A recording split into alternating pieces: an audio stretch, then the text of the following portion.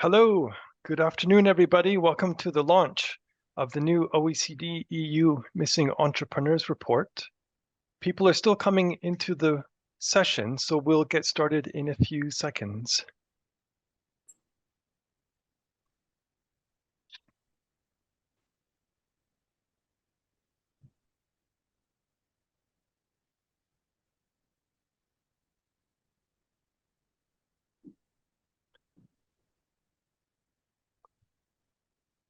All right, good afternoon, everybody. It's now 3:02. Welcome to the launch of the new OECD EU Missing Entrepreneurs 2023 report. We're very excited that this is now out and that you're here with us to celebrate the launch and to talk about this important policy issue. So we're going to start today's session with some introductory remarks. So it's a great pleasure to introduce OECD Deputy Secretary General Yoshiki Takuchi. Over to you, Deputy Secretary General. Well, thank you very much, Director General George Scott, dear participants. Thank you for joining us today to launch the OECD EU Missing Entrepreneurs 2023 report.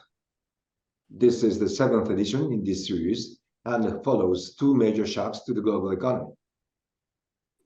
The scars of those shocks are still with us: inflation that is too high, growth that is too low, and risks to the global trade and climate ambitions. The scars of the shocks are felt keenly by our entrepreneurs. Bankruptcy rates have risen since 2021, a rise that has accelerated sharply in 2022 in several European countries. And while employment has recovered to pre-pandemic levels in most OECD countries, self-employment has not. Revitalizing entrepreneurship will be crucial to prospects for growth, as well as the twin transition, green and digital. A key part of this is making sure that everyone with entrepreneurship aspirations has an equal opportunity to turn their ideas into businesses we need. This report sets out the latest trends in entrepreneurship for underrepresented groups and the barriers they face. It focuses on women, immigrants, youth, seniors, job seekers, people with disabilities, and the other groups who are particularly held back in entrepreneurship. And despite the huge challenges being faced by entrepreneurs globally, we do see some progress. We have seen a surge in youth entrepreneurship since the pandemic. By the middle of 2023, the number of young self-employed workers in the EU was 14% above pre-COVID-19 levels. And the report also shows that the gender gap in self-employed is continuing to close, albeit slowly. Overall, there are 1 million fewer missing entrepreneurs across OECD countries than there were in 2021, the last edition of this report. But while that is good news, it still means that there are more than 34 million missing entrepreneurs across OECD countries. These missing entrepreneurs represent missed ideas, missed jobs, missed opportunities for people to make a better life for themselves and their families. And this is a huge loss to our economies. For example, estimates from Canada suggest that GDP growth over 2017 to 2026 would be 6% higher if women started and grew businesses at the same rate as men. The report also provides an overview of policy actions to break down barriers to entrepreneurship for these groups by improving access to finance, skills and networks, and ensuring there is the right social institutional support. It shows many examples of what works and innovative approaches to inspire others. For example, Young Entrepreneurs Succeed, YES, is a training and coaching scheme in Greece, Italy, Poland, and Spain, offering entrepreneurs training courses on business and management, digital marketing, and more. Between 2018 and 2020, More than 49 entrepreneurship courses were delivered to more than 1,000 young people. While the results achieved vary across countries, nearly half of the participants in Poland have moved into self-employment or employment by the end of the program.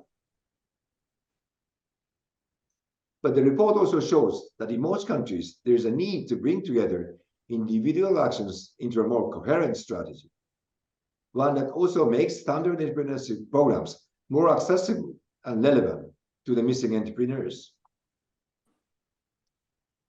The 2023 report contains a set of country pages that sets out the key issues in each country.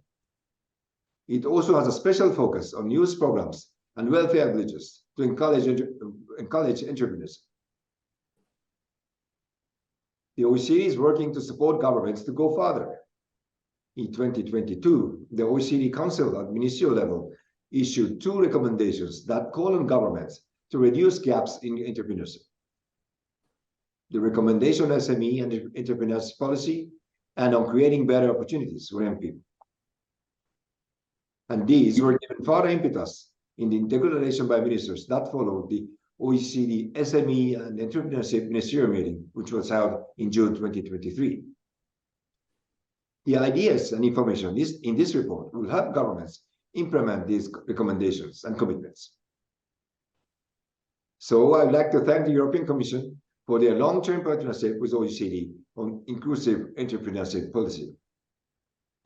That partnership has produced this report and much more, such as our joint country assessment notes, policy briefs, the OECD EU online better entrepreneurship policy tools, and the new OECD EU Youth Entrepreneurship Policy Academy that we launched earlier this year.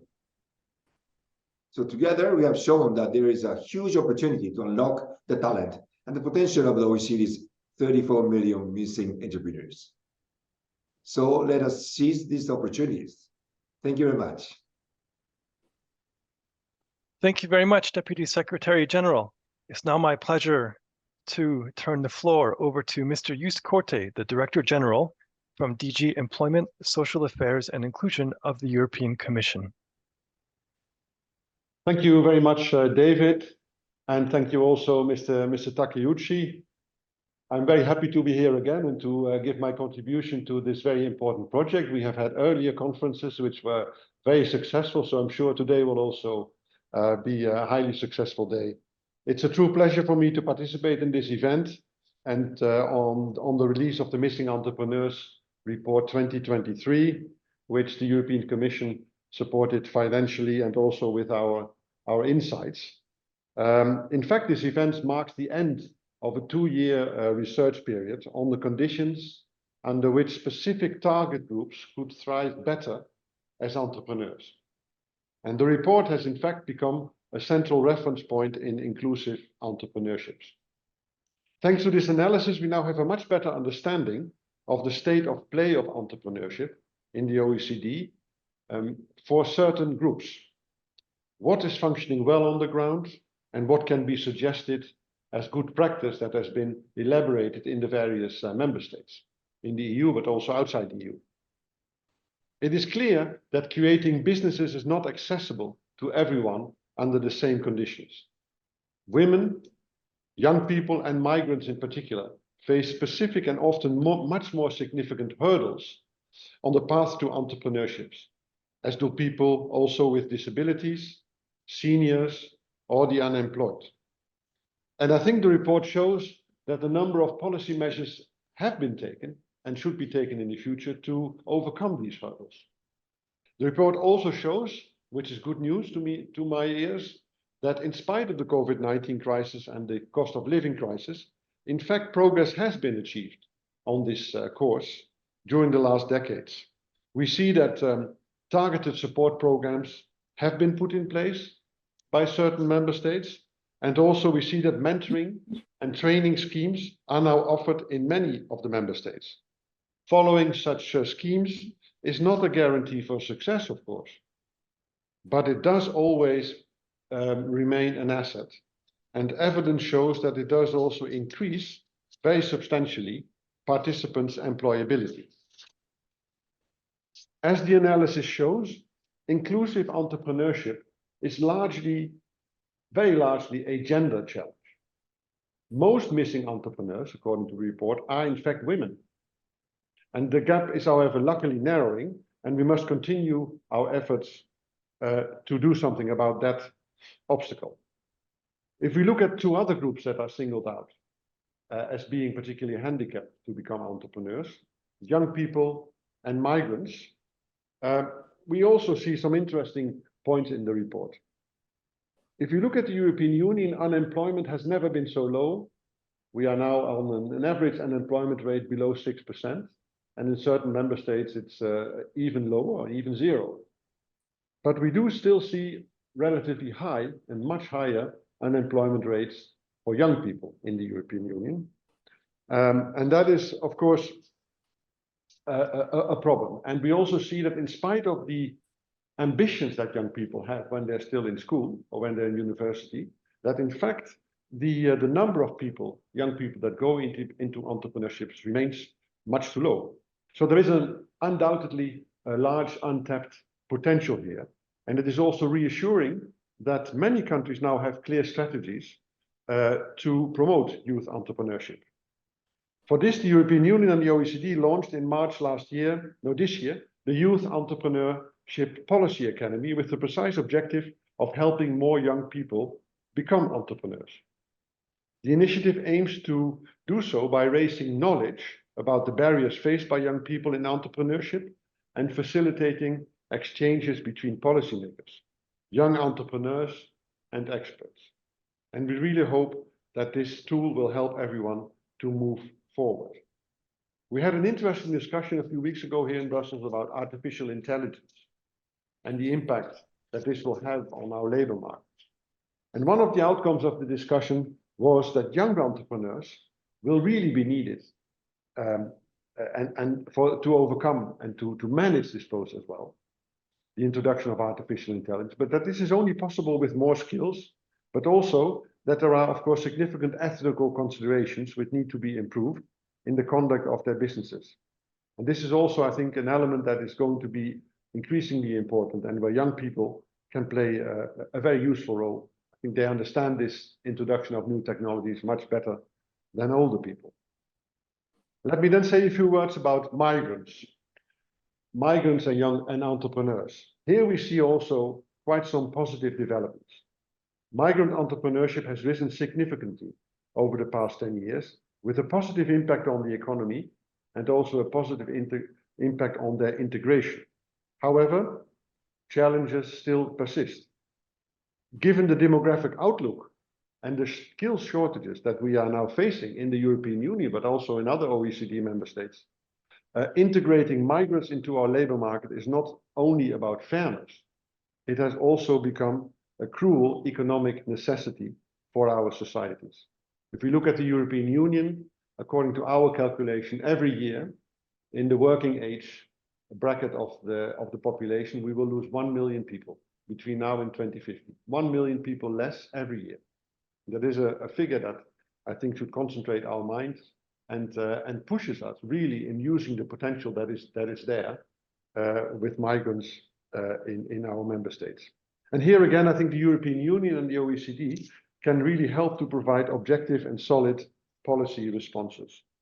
Now, what more can we do to reduce the number of missing entrepreneurs? In fact, the report provides an interesting set of ideas for policymakers to consider. And the cooperation between the Commission and the OECD on this entrepreneurship issue goes, in fact, also a lot further than is mentioned in this report. We have jointly published a policy brief on supporting persons with disabilities in entrepreneurship. We have also developed a better entrepreneurship policy tool, and this online tool helps policymakers and stakeholders at local, regional, and national levels to assess and design inclusive and social entrepreneurship policies and programs. Social entrepreneurship is raising the attention of many aspiring entrepreneurs. Especially among young people, we see that there's a very strong desire for economic activities that benefit not only themselves or their wallets, but also the common good. enshrined in the green transition in particular. And we are considering this interest very, very seriously within the Commission. In 2021, in fact, an EU action plan for the social economy was adopted, and the 27 member states of the European Union recently agreed to adopt a recommendation on the developing the social economy framework conditions. This is a major step ahead. Finally, if you want to stimulate young people to become entrepreneur, you also have to think about how you can help them to mitigate the risks. It's much easier to become an official and work for an administration because your social protection is guaranteed. If you become an entrepreneur, it can also go wrong. That's why I think when you want to stimulate young entrepreneurship, you also have to seriously consider social protection. We need to ensure that we have the right safety nets in place to support the self-employed, in particular women, young people, senior people, and migrants. And here we also have, on the side of the European Union, adopted another text on access to social protection for all, which plays a key role and which the Commission is monitoring its implementation. It's also remarkable that your report entails a section on welfare bridge schemes, which I think is a bit the same concept. These are measures that facilitate job seekers' business creation by converting future unemployment benefits into grants or allowances to support business creation. This type of social innovation is exactly the kind that we are really interested in and that we should explore further. So finally, we need policy solutions to address the challenging times brought by the green, digital, and demographic transitions, as Mr. Takeuchi also already said, and entrepreneurship can really play an important role in this. The report shows that with the right incentives, an additional 7.5 million people could potentially start and manage new businesses in the European Union. We should really not miss this opportunity, both for our economy and for making our societies more inclusive and fairer. I wish you a very successful conference and thank you very much for your attention. Thank you very much, Director General Jus Corte, for your words of setting the scene for the report that helps us understand the political context in which this work has been undertaken. So we're going to move on to the next item in the agenda for today, which is a short presentation of the report itself. And so I'm just going to call up my PowerPoint. And before we get into it, I would like to once again reiterate a thank you to the European Commission for their support for this work and for their contributions to the preparation of this report. This has been a great project to work on. It's been great to be involved. And of course, we've produced a lot of work over the past decade. And we know that the actors in the field greatly appreciate this work and use it very heavily in their daily work.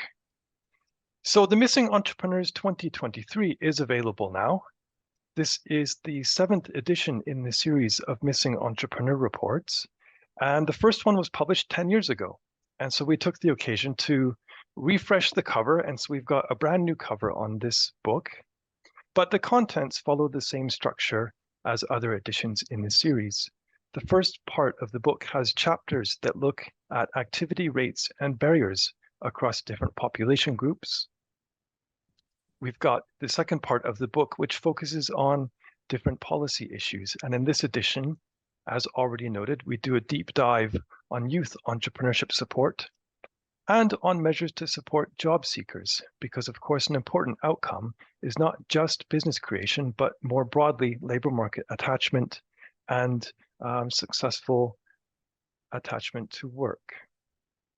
Part 3 of the book provides a glimpse of the trends and the policy developments in each EU member country. So it's a collection of little country profiles.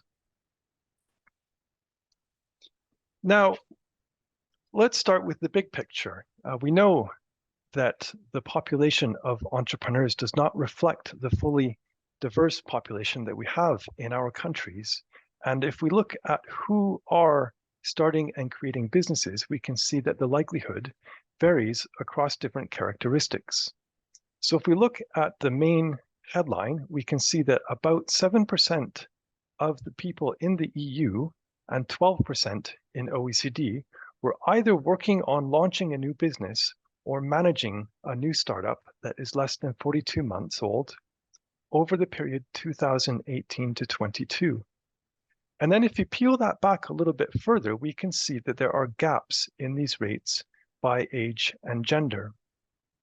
So generally speaking, across both the EU and OECD, the likelihood decreases with age. So older people are less likely to be involved in new startups than younger people. And of course, there is a significant gender gap. Now, these differences are due to different factors, and they can simply be put in these three issues.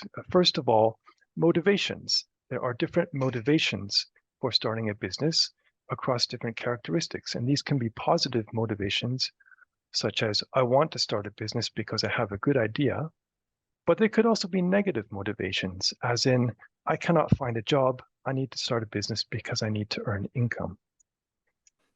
We can also measure ambitions in different ways around growth expectations, but the point is we see differences in how different people respond to these types of questions around why they are involved in entrepreneurship. And we see that very clearly by age, by gender, and also by place of birth. The second area is about resources and how much resources an individual has to be able to launch a business, because of course that requires not only financial resources, but also skills and networks. And for example, we can see here on the slide that there are gender gaps in skills. Women are less likely to report that they have the skills and knowledge to successfully start a business relative to men. We could also see the same thing by age. There's a gap by age as well, in that younger people are less likely to report that they are equipped with the skills and knowledge. And finally, access to resources can help overcome gaps in an individual's own resources. So that, of course, is a very important consideration as well. That could be through networks, or it could be through government programs and other institutions or other actors in the entrepreneurship ecosystems. There's a new survey that was released earlier this year that does a deep examination of youth entrepreneurship. And here we can gain lots of insights around motivations and resources that young people have for entrepreneurship. And we can see very clearly that there are a lot of concerns raised around financial resources, in that young people say that they cannot access the financial resources to start a business. And moreover, they do not have the financial resources to be able to manage the risk that comes along with starting a business. And so the result is we have our missing entrepreneurs. Now, we've estimated this gap by looking at 30 to 49-year-old men and the share who are starting businesses, and we've put that share across the whole population. And we do this because that is the population group that is the most likely to be starting a business and the most likely to succeed in starting a sustainable business that goes on to create jobs for other people, that has innovations, and so on. And so if we say everyone is as active as 30 to 49-year-old men, there would be 7.5 million more in the EU and just over 34 million in the OECD. And this is a representation of the gaps in entrepreneurship. These are missing ideas, these are missing jobs, and these are missing opportunities that people have to improve their well-being and their lives for them and their families. The good news is that these numbers are slightly lower than we saw 2 years ago during the COVID pandemic, where we saw that a lot of entrepreneurs in these underrepresented groups were disproportionately impacted by the pandemic. But it's important to recognize that not all of these missing entrepreneurs will succeed. There is risk involved in entrepreneurship, and this is where policy can help create opportunities and mitigate risks, either through targeted and tailored support packages that address the specific barriers faced by these different missing entrepreneurs, and also by opening access up to mainstream and standard entrepreneurship programs so that more people can benefit from them. But I'll just finish on this point by underlining the gender challenge that we face in these missing entrepreneurs. Nearly 3/4 of the missing entrepreneurs in the EU and in the OECD are women. And this really underscores the challenge around gender gaps in entrepreneurship. Now, if we zoom out and we look at what's been happening with the gender gap over the past decade, we can see that some progress has been made. For example, if you look at the solid line at the top of this figure, that is the ratio of men to women who are self-employed. So we do see a slight drop, which means that the gap is closing. So in 2013, we had about 1.85 men for every woman in self-employment, and that's dropped to about 1.7 in 2022. And you can see in 2020 and 2021, there was a leveling off in that gap, and we seem to be back on the longer term trend. But if we look at the second line, the dotted line, that is the ratio of employers, and we can see that essentially it's been flat. So that shows that there's still quite a lot of progress to do to ensure that women have opportunities to grow and develop their businesses. And we can see a lot of governments still taking action in this area.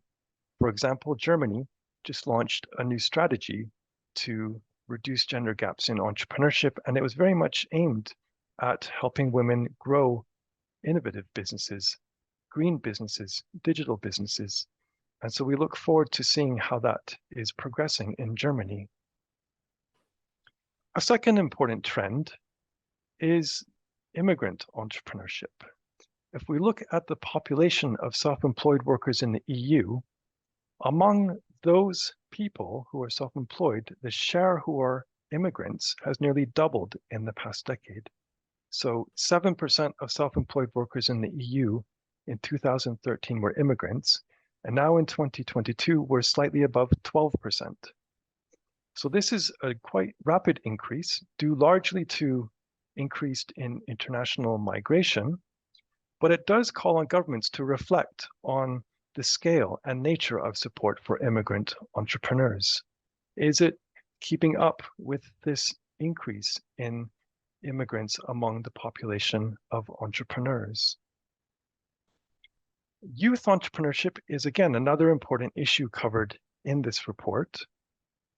Since the start of COVID-19, the number of young entrepreneurs has been increasing. It increased about 14% since the end of 2019. And this is in contrast to the overall population, which has declined slightly. It's also important because young people are the future. They have great ideas, and there are significant gaps between their entrepreneurial ambitions and their entrepreneurial actions. And so governments can do more to tap into this potential. Of course, they are doing it. We've seen a lot of new programs. We've seen high-level strategies. We've seen OECD recommendations. So there is a lot happening. And there's a question about what is working and what is not working so well. And it's an important question as governments are reinvesting in these types of supports. And so we took a look at youth entrepreneurship schemes in the report, focusing on those that aim to support business creation. Because of course, another objective is around attitudes, but we focused on business creation and we learned a few things.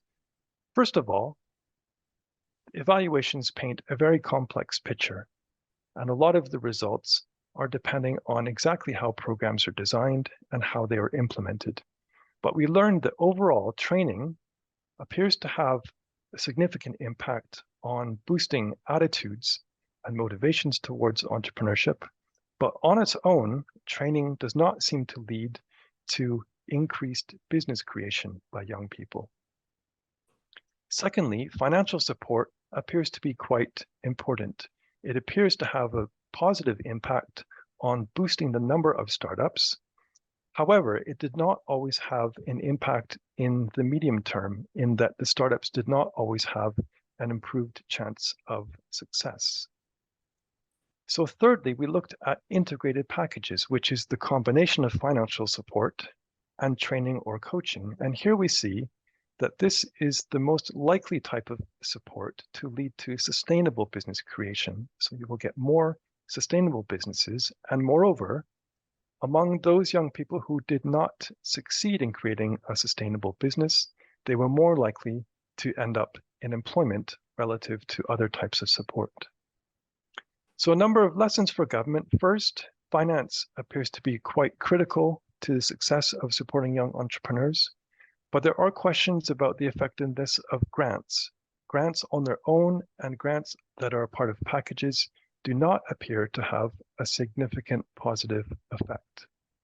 And finally, the impact of supports could be increased if support for those who are delivering the training and the coaching had more training and more tools to use when they're working with young entrepreneurs. So the last point I wanted to touch on is the welfare bridge mechanism. And this is a type of measure that allows job seekers to convert future benefits into a startup grant and or allowance. And this type of measure is used in 15 EU member states, and their design varies slightly across countries, but the results are generally quite consistent. And they show that about 80 to 90% of people who use these types of measures go on to actually create a business. And moreover, 50 to 60% are still operating after 5 years, which is quite comparable to the overall population. That's in line with overall business survival rates. And moreover, many of these people go on to create jobs for other people. A lot of the evaluation evidence from about 10 to 15 years ago in Europe suggests that 20 to 35% of the people starting business create jobs for others. More recent evidence from the US is a little bit lower, about 18%, but nonetheless, governments can expect that about 1 in 5 or 1 in 6 of these types of businesses will go on to create jobs for others. So the keys to success appear to be requiring effort from the job seeker to be able to get the support. Often that's the preparation of a business plan. And the rationale is that requiring them to put in some effort would help to reduce the chances that you're providing financial support to people that are not motivated. Secondly, support should be offered for at least 6 months. This is where policies had the greatest impact. And finally, governments need to think about what will happen if the businesses do not succeed. And there have been different experiments. In Germany, for example, they've had short-term insurance schemes so that the job seekers would go back into the benefit system temporarily so that they could have a chance to move on to employment. So as noted, this has been a very fruitful long-term collaboration between the OECD and DG Employment. We've produced not only this Missing Entrepreneurs series of reports, but also various policy briefs and country-specific reports. And all of this is available online, so I encourage all of you to go look at these resources. And I will stop here, and I thank you for paying attention. And once again, the report is available now. The link is in the chat. And we're now going to move on to our panel discussion where we talk to some entrepreneurs and we gain insights from their experiences. And so it's my pleasure to introduce Julien Debays from DG Employment, who will be leading the panel discussion. Julien, over to you. Yes, thank you, David. Hi, everyone. So I'm working at the European Commission, DG Employment and Social Affairs. And I will have the honor to animate this roundtable with genuine entrepreneurs. And we have distinguished guests today. We have Ashraf, Greg, Melissa, and Mary. And first point, of course, I will ask each of you to briefly present yourself and your business. If I may start with Melissa for My Migrant Mama. Please go. Thank you for the kind invite to this panel. I look forward to the exchange with the other panelists as well. My name, as you said, is Melissa Manrique, and I am the co-founder of My Migrant Mama, a media company made by female migrants. And My Migrant Mama was founded by me and Manik Chanda in 2019 with a very clear mission. We had it clear since the very beginning. We wanted to shape the future of the migration narrative through intergenerational storytelling.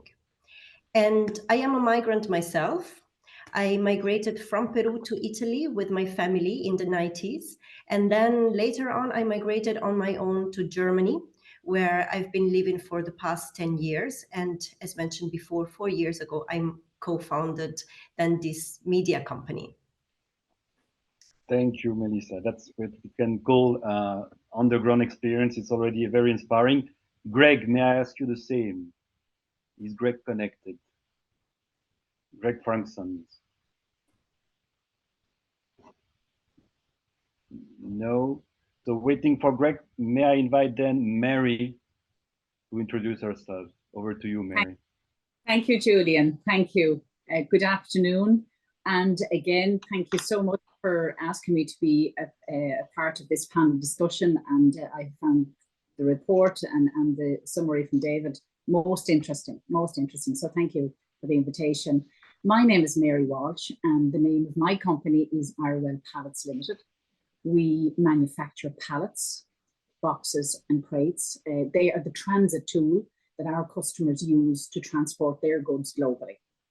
We're based in the sunny southeast of Ireland, we like to call ourselves.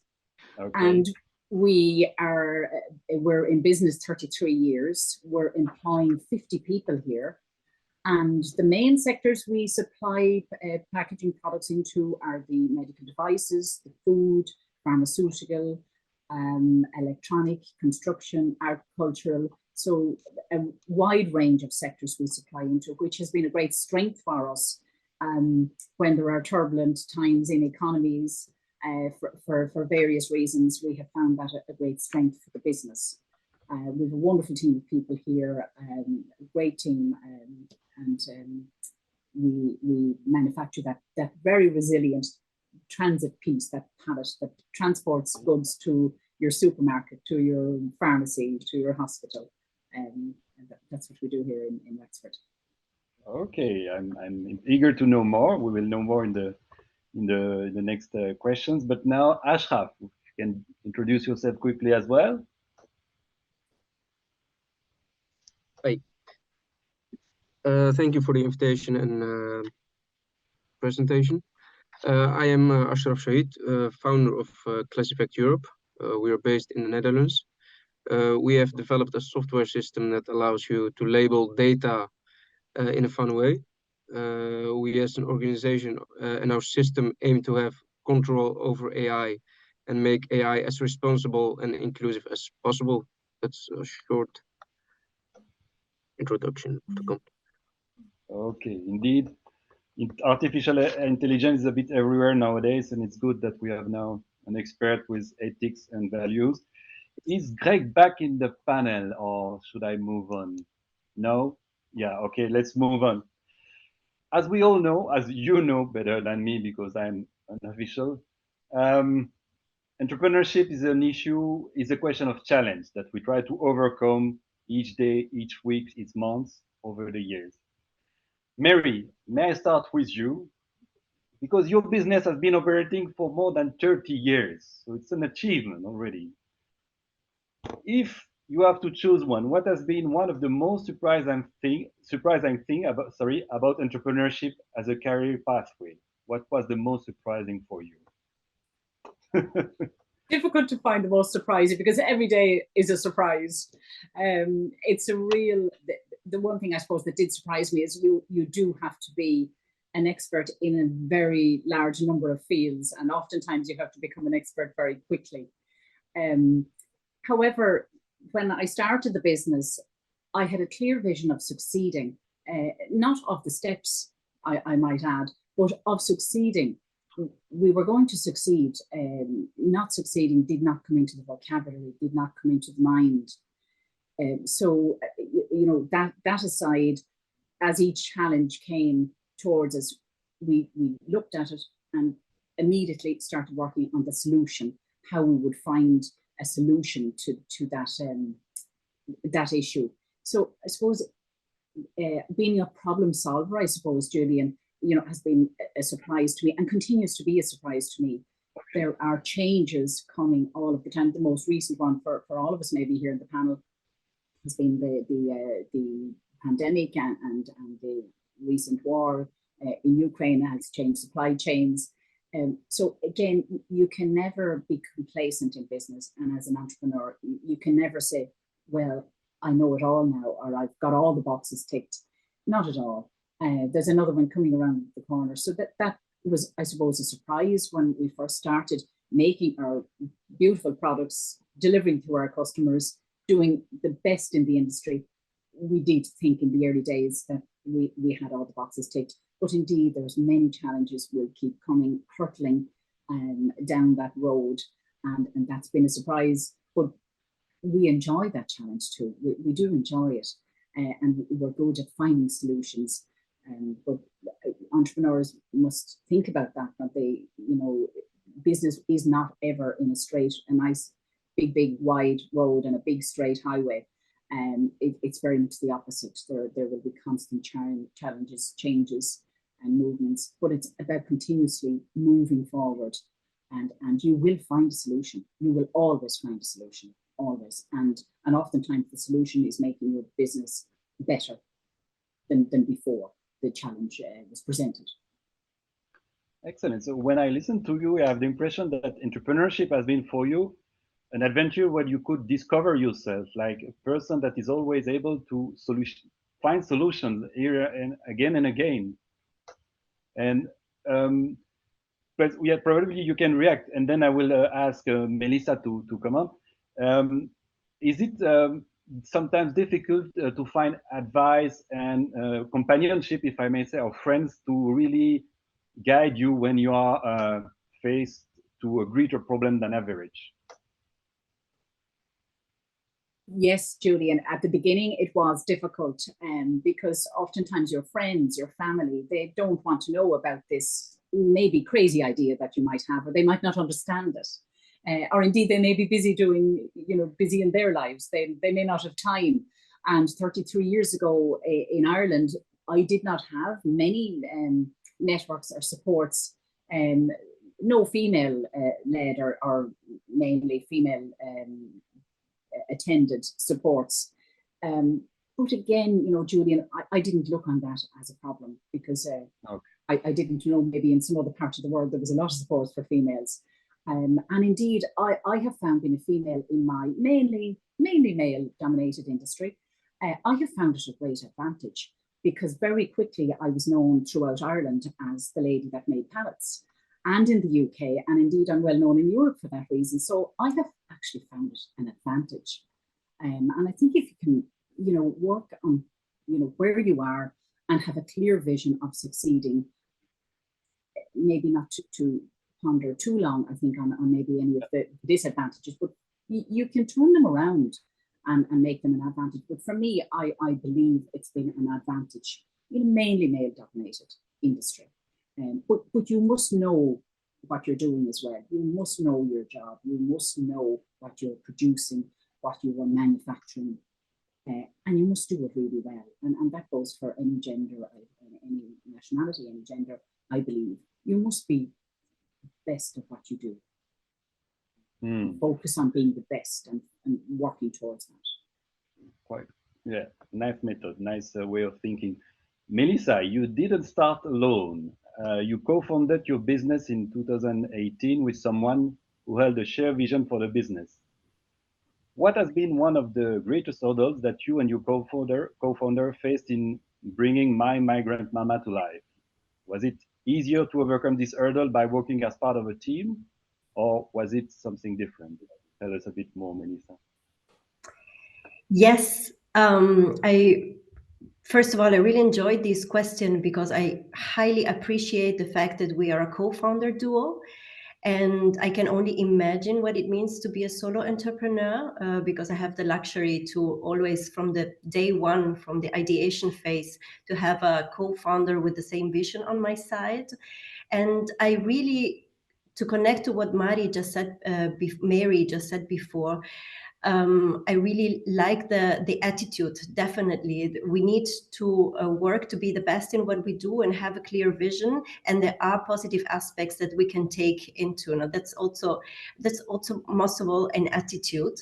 And I love it. And I think I will, though, compensate to that with the struggles that we have faced, not as solo entrepreneurs, but as female founders on the one side, also as migrant founders on the other side, and in my case, as a mother as well. So what that mean, what all of those intersections mean in a male-dominated ecosystem, because it's the same for our case. We are a media company, specifically a publisher, and the publisher is still by now male-dominated, and we are a full female team. So what is the very, very simple answer to your question, whether it has been easier as a duo? The simple answer is yes, definitely. It has been easier. But I think for us, in my case, or in our business case, it has also been essential, because I am a first generation migrant, and I came on my own here in Germany, to Germany. I don't have a family. And by the time we founded the company, my level of German was B2, more or less B2, C1. And for those who don't really understand this, it means basically I could go to my groceries and be successful with it, but a professional email would still be kind of a challenge. And Manik Chanda, she's my co-founder. She was born here in Germany to a migrant family, which means German is one of her mother tongues. And she could take over bureaucratic work, administrative work, all of these things that if I would have been alone, it would have taken me, probably I would still working on it. Because it is nothing new, but it's still the case. We just founded the company 4 years ago, but it's still the case that language, it is a major barrier for migrant entrepreneurs. For anything that I had to do, I had to double check with Manik whether I understood it correctly or not. So this is one of the reasons why it definitely has been a blessing to B2, and that one of us could speak the language of the country where we founded and where we are at the moment. And another point would be, it has been also essential for us to be two people, because I became a mother. In the same time that we founded the company, I also became a mother in a foreign country, which again means I don't have the support system that I would have in my country of origin, in Peru. And this means that for a time of many months, actually, Manik could take over many of the things that I could not, or I could do much slower. So the company would have actually died if we would have not been two from the very beginning, because both things happened simultaneously. So the point that I want to make is that it's really important not to think only about boxes and small categories when we talk about missing entrepreneurs, like there is the women and there is the other vulnerable categories, but there are intersections, and this intersectionality is what we need to keep in mind in order to think about what can we change in this ecosystem. Yeah, very inspiring. Thank you. So to be two was a blessing, and I hear that when you became a mother, you had some kind of support from your partner, but also from the system in Germany that was somewhat supportive. So my partner wasn't is still an entrepreneur. So no, I mean the co-founder, and also probably you could have some maternity leave. I mean, in terms of social protection. Okay. Yeah, because this is one of the things that we are pushing at the European Commission, that also self-employed people should have access to social protection. Ashraf, finally I come to you. A bit the same question. So starting a business is a lot of risk. It's challenging. Not everything goes as planned. Have you had any surprise or challenge as you have been working on your business? Of course you had, but tell us more. Yeah, actually, I have a few one. I think here in Holland, one of the big challenges I hear every day is getting a bank account as a new business. I myself am a member of like an incubator with like dozens of new young entrepreneurs. And I hear on a daily basis that people are struggling with getting a bank account. Yeah. And I think it's more an economic issue than I don't know what they are thinking, but it's very difficult to get it. The second thing is like the lack of flexibility of companies. They have all kinds of standard procedures that are not applicable to startups. It took me personally, it took me 1 year to get a semi-government client just because of the mountain of paperwork.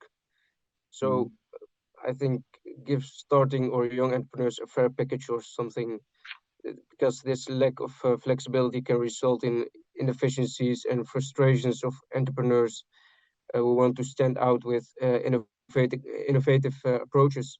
New businesses, especially those in emerging sectors, need like administrative systems that are dynamic and adaptable to their specific requirements.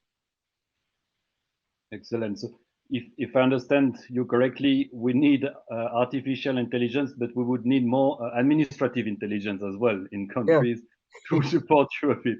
That's And now taking the link to the role that governments can have in supporting and increasing the diversity in entrepreneurship, I will have a last round of questions to the three of you. Probably again, beginning with you, Melissa. One of the things that governments can do is empower other actors to help to achieve policy objectives. For example, with your business, My Migrant Mama, how can it help to shift social attitudes, and how can government collaborate with you, basically? What would be your ideal wish for that? I would connect to the administrative topic that Ashraf pointed out, and also what we have been learning in the past 4 years working with female migrant professionals. We have seen that there is this very loud wish and need for more, again, intersectional thinking, and think about how are we going to, through the different programs and through the different, I think in the report they mentioned targeted trainings, how can we actually reach, when these trainings are done, which are totally needed and wonderful, but how can we actually reach the vulnerable and missing entrepreneurs? Are we reaching mothers? Are we reaching migrants? So on the one side, what I can say, there is a scream for please think intersectionally, and also on these programs and these trainings, think about how are we gonna find out about the programs? Is the language appropriate for us? And not only think about us as missing entrepreneurs, or as in my case, migrant entrepreneurs. Don't think about us only as numbers. So how are we going to get more of us in the system, but rather how are we going to retain these entrepreneurs in the system? Because it's beautiful to enter and it's beautiful to start up a company, but the question is, how are we going to keep on doing it, and how are we going to scale it? So the government, to make it short, I think as a message, as an ambassador from my community, I would say, please start thinking intersectionally and not only in small categories. Okay. And ease the programs, ease everything as far as you can ease, language-wise and administrative-wise. I think the message has passed. Thank you, Melissa. Thank you. Ashraf, you are a bit the representative of the young generation, as you have started early entrepreneurship. Well, one of the messages of the report is that, okay, many young people are interested in entrepreneurship, but not so much in the end go for it. So how can we tap into more of the entrepreneurial talent of young people, according to you? How could we reach, as Melissa was saying, reach these young people in order for them to develop their ideas? I think you can try to solve the problem by already telling young people, like starting in college, about entrepreneurship and what the pros and cons of it, like make it a subject by giving them a small basis of what it entails, and then they can automatically make the choice to start it or not. They need to learn from like people who already did it and practice it, and not just learning from textbooks and reading textbooks how how entrepreneurship works.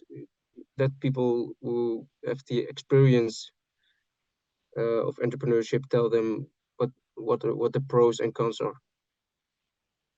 Okay, thank you.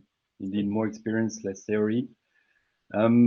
Mary, the last question is to you. So I don't know you very well, but I understand that you have been sharing your passion with others and that you are trying to help others to set up their own business. So you have been mentoring entrepreneurs to the Accounts program in Ireland. Why have you been doing this? And how can we get more people to give this kind of support and for the next generation of entrepreneurs? Over to you, Mary. You're muted for the moment.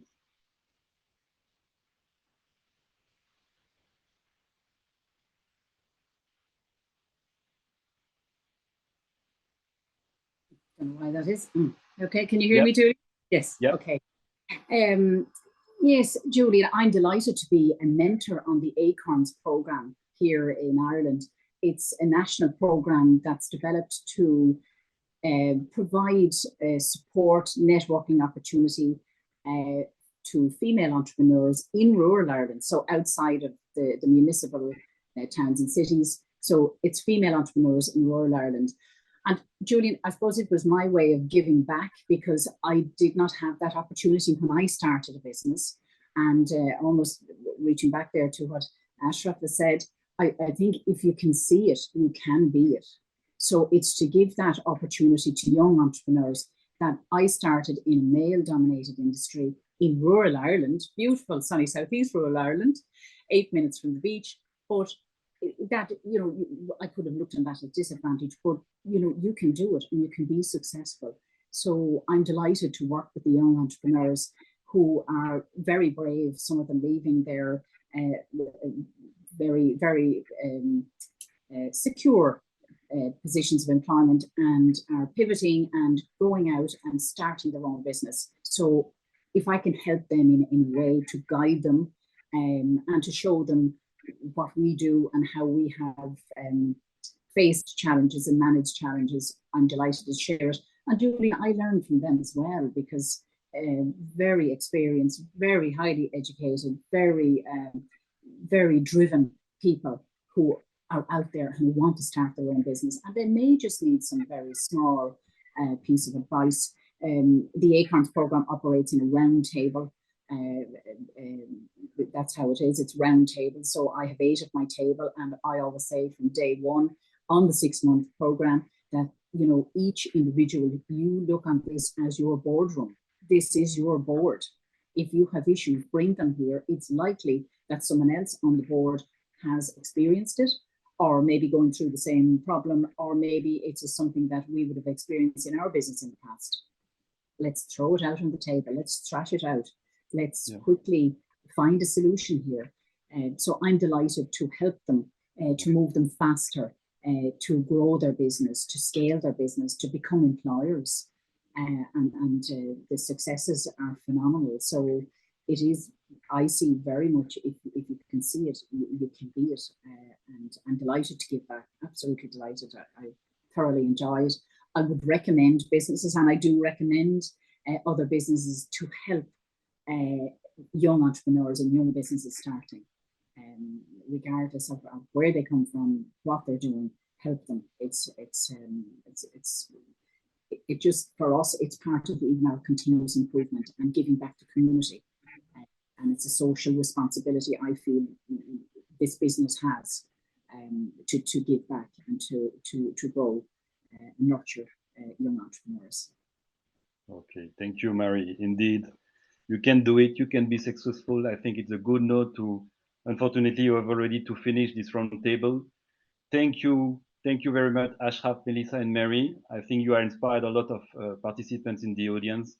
Now I hand over to Jonathan Potter for what it will already be the concluding remarks of this launch event of the Missing Entrepreneurs. Many thanks to the panelists. Thank you, Julian. Thank you, Pam. Yes, thank you very much. Thank you, everybody. Thank you, panel. Great. It's great to be here. It's great to have you know, people from diverse backgrounds coming and to see, you know, people who've been able to bring their ideas into entrepreneurship. And then, you know, in complete contrast, to have our report, which is the data and the analysis and the policy recommendations to have more of these entrepreneurs. The Missing Entrepreneurs 2023, so it's out now. It's on, you know, it's available on OECD iLibrary. It's available at the EU Publications Office as well. Just to recall that it's the latest milestone for us in quite a long collaboration with the European Commission. More than 10 years we've been working on what we call inclusive entrepreneurship, and we're very pleased that more and more people are talking about inclusive entrepreneurship. What does the report do? I think that you've heard about it now. It highlights that successful entrepreneurs can come from a wide range of backgrounds, but people from some groups, including women, youth, immigrants, and others, they face greater obstacles to business creation. So we're showing that in the Missing Entrepreneurs 2023. And we're also showing that there are policy approaches that work in creating equal opportunities in entrepreneurship, in tapping into the full potential of the population. Another thing just to note, it's not the only resource, and this has been mentioned by people up to now as well today. There's the Better Entrepreneurship Policy Tool. So that's an online self-assessment and guidance tool for policymakers.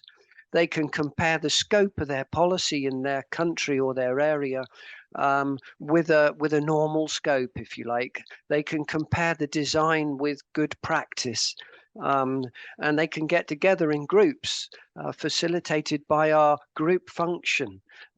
So they can brainstorm with peers using this EU OECD tool. There's a lot of policy briefs that we've produced on particular topics, the latest ones being on people with disabilities, on youth, on entrepreneurship training, and on fintech and financial literacy. Look for them. There's the Youth Entrepreneurship Policy Academy that's been mentioned. There are these 2 yearly country assessment notes of inclusive entrepreneurship policies. So I think if you check out EU/OECD inclusive entrepreneurship, I think this is going to come up, or you get in touch with us. And, you know, just to finish off, I think all the work that we've been doing together is showing there's a lot more that governments can do, need to do, to create inclusion in entrepreneurship.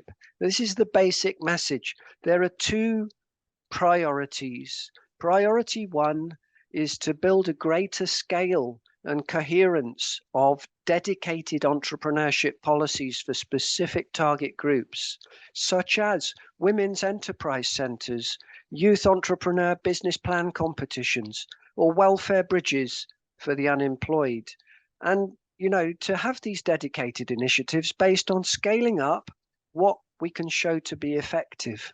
That's priority 1. And priority 2, not to be forgotten, is to make the standard already existing entrepreneurship policies, the mainstream policies, more open to people from diverse backgrounds. That can be done by setting targets, being more sensitive in the design of the programs, and advertising to wider groups. So that's the agenda, we think. We're glad to have this milestone. We're glad you joined us today. And please read the report and share it. Share information on it with your colleagues and get in touch with us. So thanks to everyone.